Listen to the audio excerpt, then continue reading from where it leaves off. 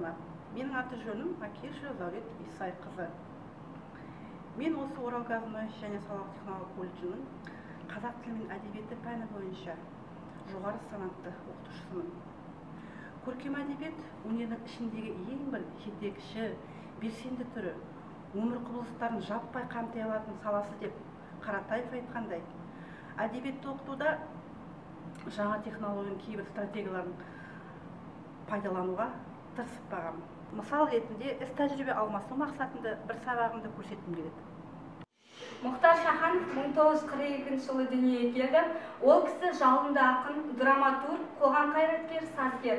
Мұхтар сөзі араб тілінен аударғанда таңдаулы, азат, білімді деген мағынаны білдіреді екен. Мұхтар Шаханов ағамыз аты затына сай азамат болып өсті десек те қателеспейміз. Қазақ халқы ырымшыл халық қой. Мұхтар Әуезов жалынды біздің жазушымыз Абай жолы романы алғаш жарық көрген кезде дүниеге келген сәбиіне Мұхтар Әуезовте азатты, білімді жазушы болсын деген мағынамен әкесі баласының есімін Мұхтар деп атады.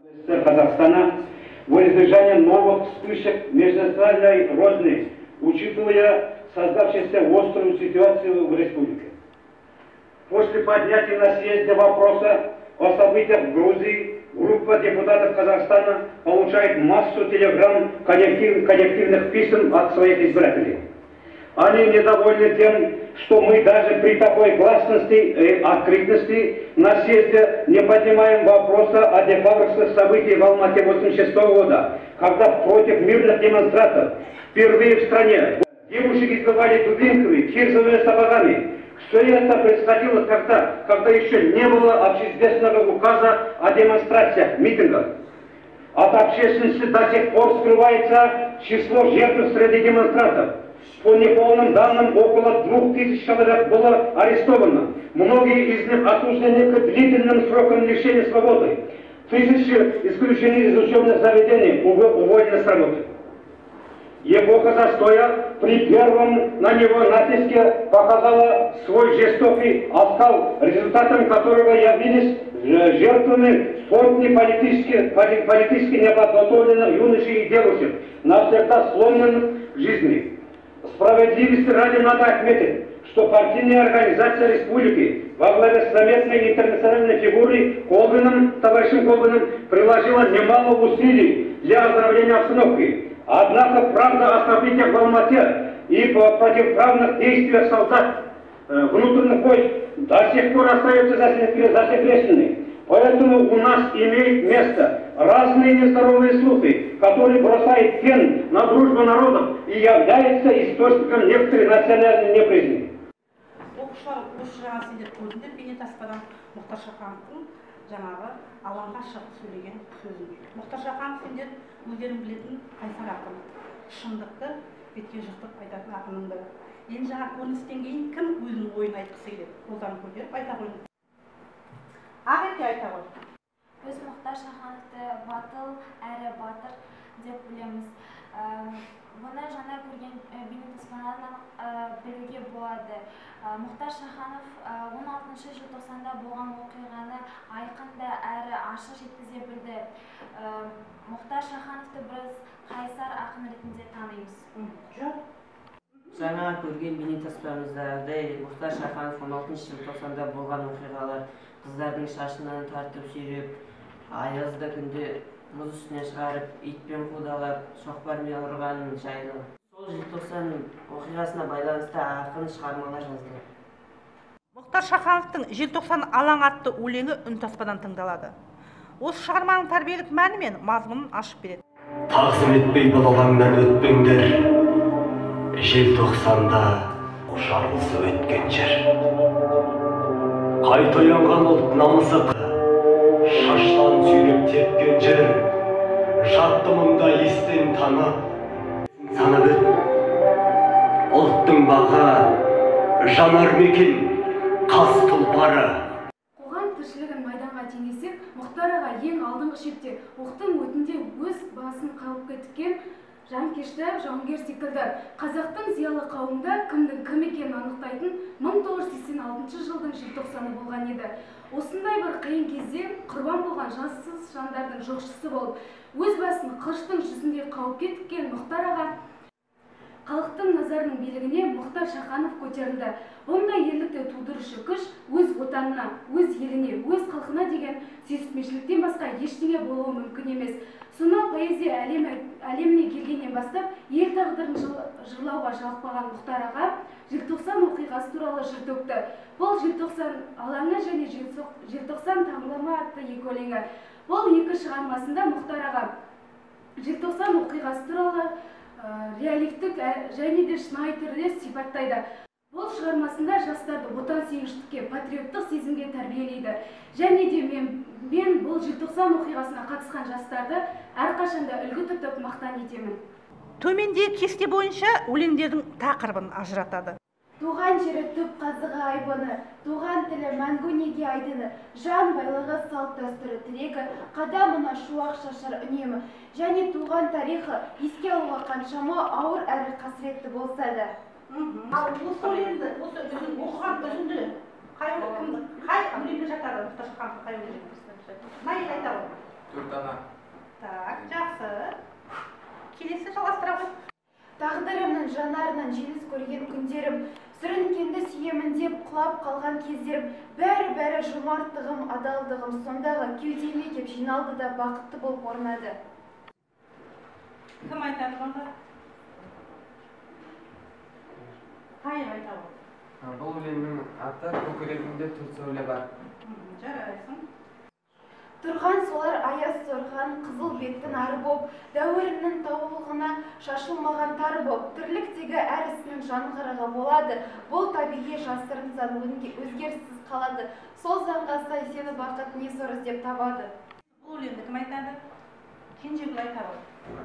Бұл біздің желтоқсан алаңы. Жарайсың.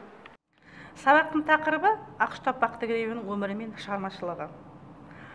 Ал бұл сабақтың тәрбиелік мәні ақын шығармалар арқылы адамгершілікке, мейірімділікке, ұлттық тәрбиеге, шыншыл және әділ болуға баулу, еңбек сүйгіштікке, елін, жұртын сүюге тәрбиелеу.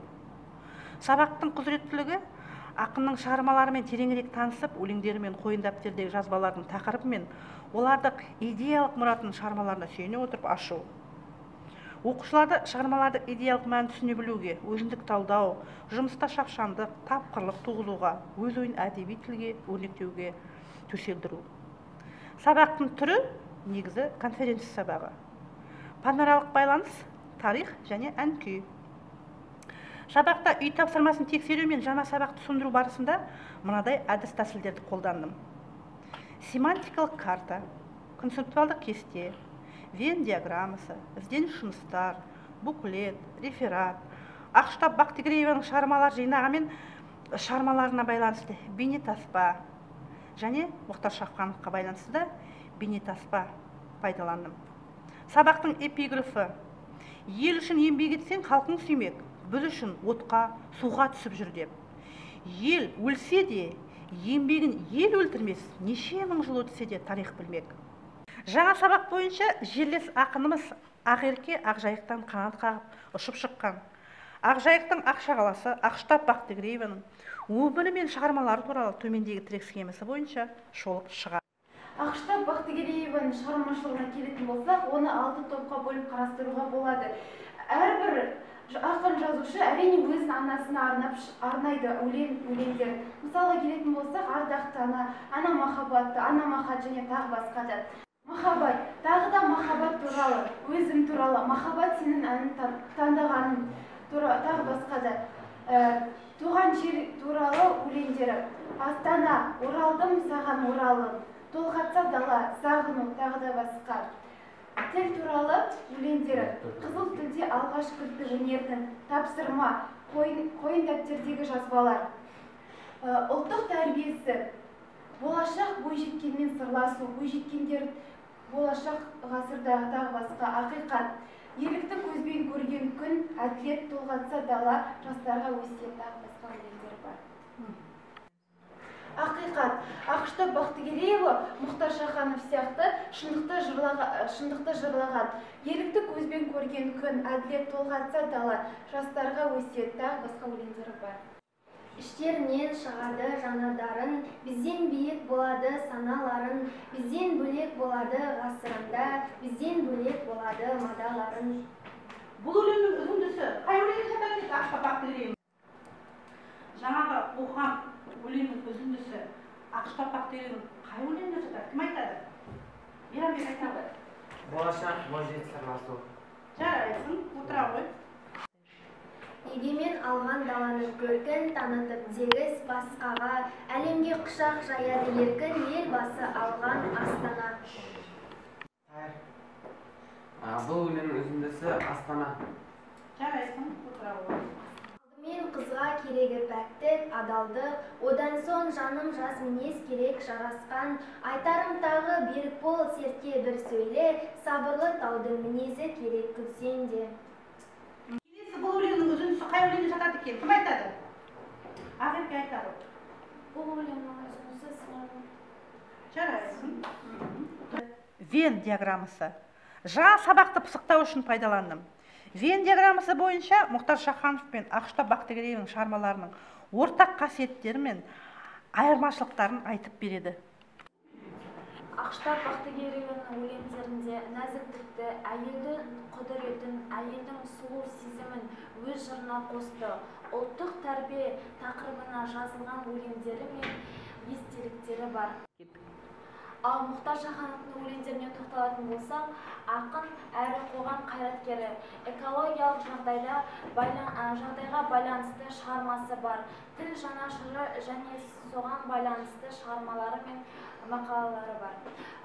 Осы Вен диаграммасы бойынша екі ақынның ортақ қасиеттері, ақиқатты, шындықты, отаны, елі жері және тіл туралы да жырлайды. Сабақты қорытындылау үшін мына кестені пайдалануға болады. Балдар өздерінің ұнаған өлеңдерін кестеге түсіріп, және не себептен ол өлең ұнады, қандай тәрбиелік мәні бар, мазмұнын ашып береді. Маған Ақышта Бақтыгерееваның сіңіліме деген өлеңі ұнады. Осалда болма, ойыңнан оңай адасқан, өжетте болма, орынсыз сөзге таласқан, алдымен қызға керегі пәктік, адалдық, одан соң жаным жас мінез керек жарасқан.